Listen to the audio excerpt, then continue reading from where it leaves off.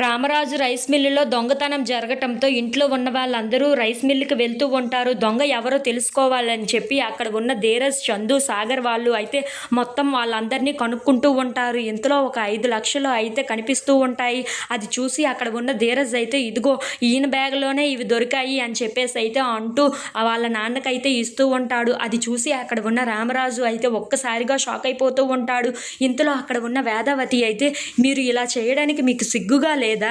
మిమ్మల్ని మేము ఎలా చూసుకున్నాము, మీరు ఎంత నమ్మకంగా మా దగ్గర ఎన్ని సంవత్సరాలు ఉన్నారు, కానీ ఎందుకు ఇలా చేశారు అని చెప్పేసి అయితే గట్టిగా నిలదీస్తూ ఉంటుంది. ఆ మాటలు వినగానే అక్కడ ఉన్న రామరాజు అయితే బుజ్జమ్మ నువ్వు ఒక్క నిమిషం ఆగు అని చెప్పేసి అయితే అంటూ అతని దగ్గరికి వచ్చి తన కాలర్ని పట్టుకొని మరి నువ్వు ఇలా నమ్మక ద్రోహం చేయడానికి నీకు సిగ్గు అనిపించలేదా? నిన్ను ఈ ఇంట్లో ఇక్కడ పనివాళ్ళలాగా చూడలేదు, నా ఇంట్లో మంచివాళ్ళలాగా చూసుకున్నాను, కానీ నువ్వు ఇలా చేస్తావని నేను అస్సలు ఊహించలేదు, చిచ్చి అని చెప్పేసి అయితే చాలా బాధపడుతూ ఉంటాడు.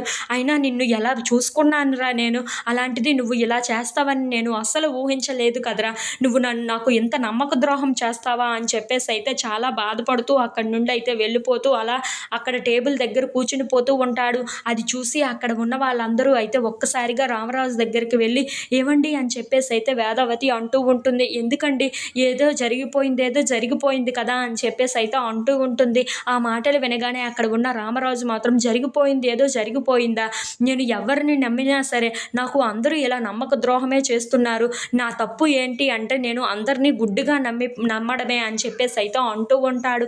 ఆ మాటలు వినగానే ఆ ఇంట్లో ఉన్న వాళ్ళందరూ అయితే ఒక్కసారిగా షాక్ అయిపోతూ ఉంటారు.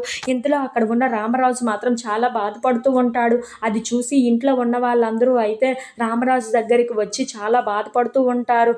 ఇంతలో అక్కడ ఉన్న రామరాజు మాత్రం అవును, నేను అందరినీ గుడ్డిగా నమ్మి అందరినీ నమ్మేస్తున్నాను కదా, అందుకే నాకు ఇలా జరగాల్సిందే, నేను ఎవరిని నమ్మి ఎవరి మీద నమ్మకం పెట్టుకుంటూ ఉన్నానో వాళ్ళందరూ నన్ను ఇలా కిందకి లాగేస్తూనే ఉన్నారు, నా నమ్మకాన్ని పోగొట్టేస్తున్నారు అని చెప్పేసి అయితే అంటూ ఉంటాడు.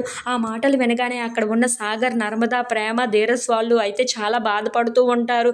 ఈ మాటలు మనకి కూడా తగులుతాయి కదా అని చెప్పేసి అయితే అనుకుంటూ వాళ్ళు కూడా చాలా బాధపడుతూ ఏడుస్తూ ఉంటారు. ఇంతలో అక్కడ ఉన్న రామరాజు మాత్రం ఇలా జరుగుతుందని నేను అస్సలు ఊహించలేదు అని చెప్పేసి అయితే అక్కడే ఏడుస్తూ కూర్చుంటూ ఉంటాడు. ఇంతలో అక్కడ ఉన్న సాగర్, ధీరజ్, చందు వాళ్ళు మాత్రం చాలా బాధపడుతూ వెళ్ళిపోతూ